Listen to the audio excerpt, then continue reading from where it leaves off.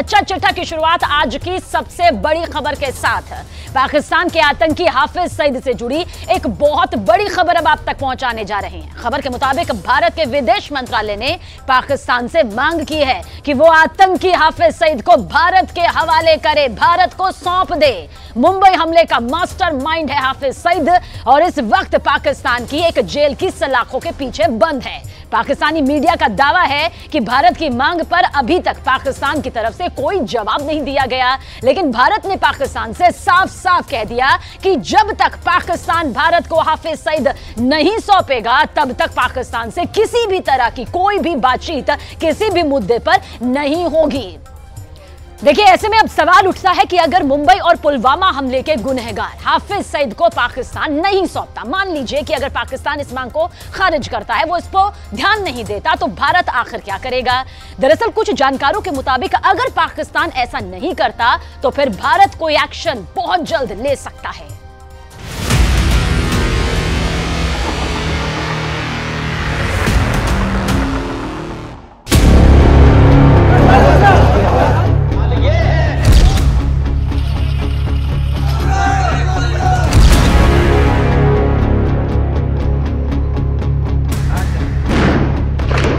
दहशतगर्दी और तखरीबकारी के लिए क्या किया है?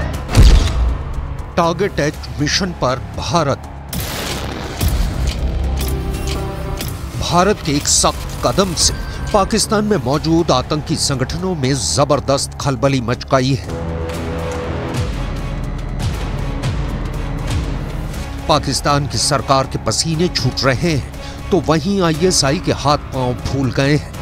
भारत ने पाकिस्तान के सामने लश्कर तैयबा से जुड़ा एक ऐसा कदम उठा दिया है कि मारे डर कर लश्कर तैयबा के चीफ हाफिज सईद को जेल के अंदर ट्रिपल सुरक्षा दी जाने लगी है। भारत ने पाकिस्तान से दो टूक कह दिया है कि 75 साल के आतंकी हाफिज सईद का तुरंत प्रत्यर्पण करो और उसे भारत को सौंपो। भारत के हवाले करो आतंकी हाफिज सईद। पिछले 20 से ज्यादा सालों से लश्कर तैयबा भारत के खिलाफ जिहाद कर रहा है। कश्मीर से लेकर मुंबई तक आतंकी हाफिज सईद के आतंकी संगठन लश्कर तैयबा ने सैकड़ों लोगों का खून भारत में बहाया है। पाकिस्तानी सरकार और आईएसआई की शह पर भारत पर हमले करवाने वाला हाफिज सईद साल 2019 से पाकिस्तान की एक जेल में बंद है। लेकिन अब सवाल उठता है, पाकिस्तान से हाफिज सईद को भारत कैसे अपनी गिरफ्त में लेगा? आतंकवादी संगठन लश्कर तैयबा के संस्थापक और मुंबई हमलों के मास्टरमाइंड हाफिज सईद को लेकर भारत सरकार ने एक बड़ा कदम उठाया है।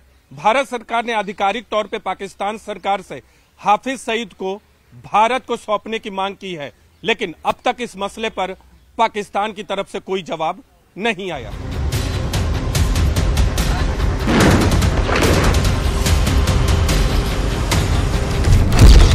भारत के हवाले करो आतंकी हाफिज सईद।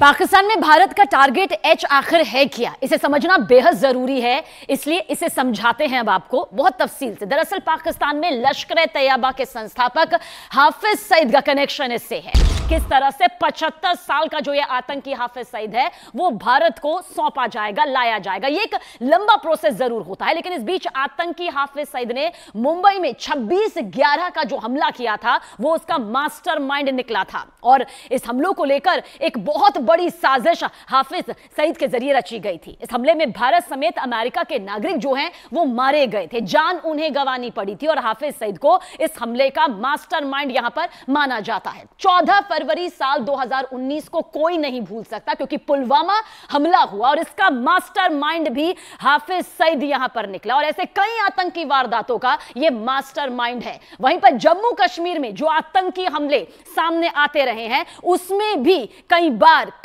या फिर यूं कहिए ज्यादातर जो मास्टरमाइंड के तौर पर सामने आया वो हाफिज सईद आया। वो खौफनाक, सुन लो मेरे भाई, हम ये कहने आए हैं कि इंशाअल्लाह ये नहीं होगा और इंशाअल्लाह ये अल्लाह के बंदे ये काम नहीं होने देंगे।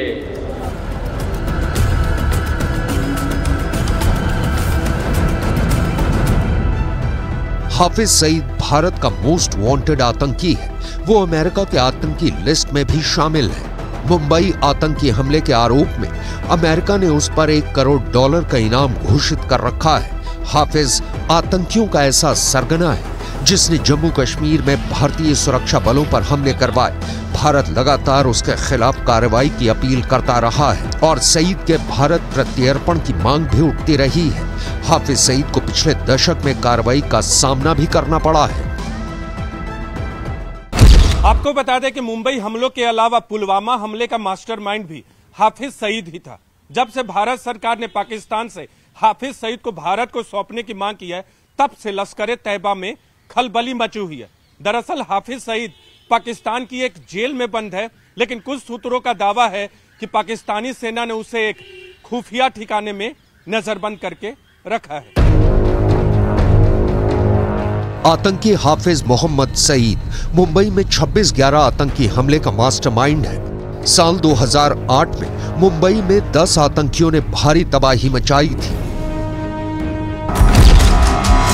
इस हमले में 6 अमेरिकियों समेत 166 लोग मारे गए थे। अमेरिका ने लश्कर तैयबा को आतंकी संगठन घोषित कर रखा है। अमेरिका ने हाफिज पर $1 करोड़ का इनाम रखा है।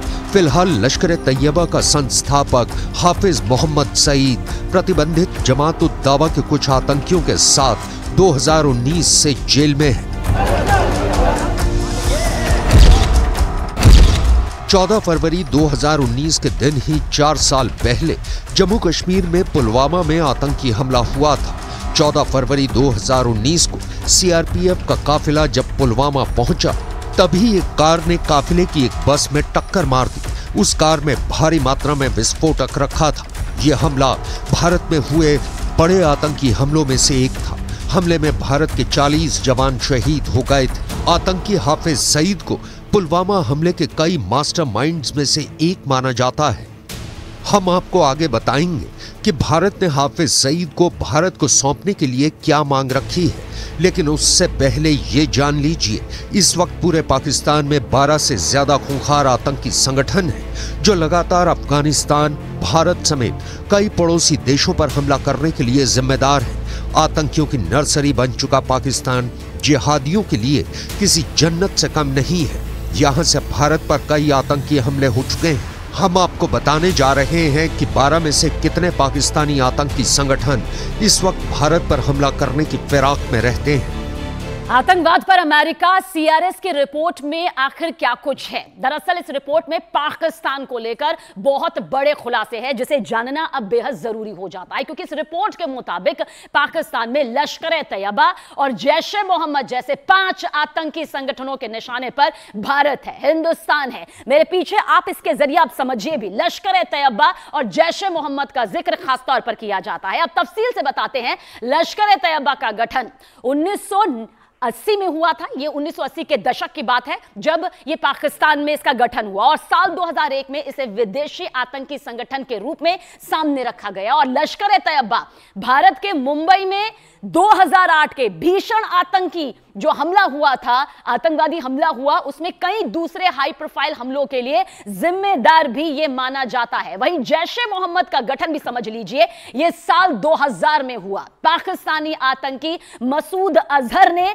इसका गठन किया और साल 2001 में इसे भी एफटीओ के तौर पर चिन्हित किया गया था। अब आप समझिए, हरकत उल जिहाद इस्लामी, इसका जिक्र इसलिए किया जा रहा है क्योंकि इसकी स्थापना 1980 में की गई। अफगानिस्तान में सोवियत सेना से लड़ने के लिए इसकी स्थापना हुई और साल 2010 में इसे भी एफटीओ के तौर पर चिन्हित किया गया। आगे बढ़े तो साल 1979 यानी कि 1989 के बाद HUJI ने अपनी गतिविधियों को भारत केंद्रित कर दिया और इसके साथ ही वो अफगान तालिबान से भी अपने लड़ाके भेजता रहा। वहीं आतंकवादी संगठन हिजबुल मुजाहिदीन का गठन 1989 में हुआ, जो कथित तौर पर पाकिस्तान की सबसे बड़ी इस्लामी पार्टी की आतंकवादी शाखा है और यह जम्मू कश्मीर में आतंकवादी गतिविधियों में सबसे पुराना और खतरनाक आतंकवादी संगठन है। वहीं ओसामा के मारे जाने के बाद अयमन अल जवाहिरी ने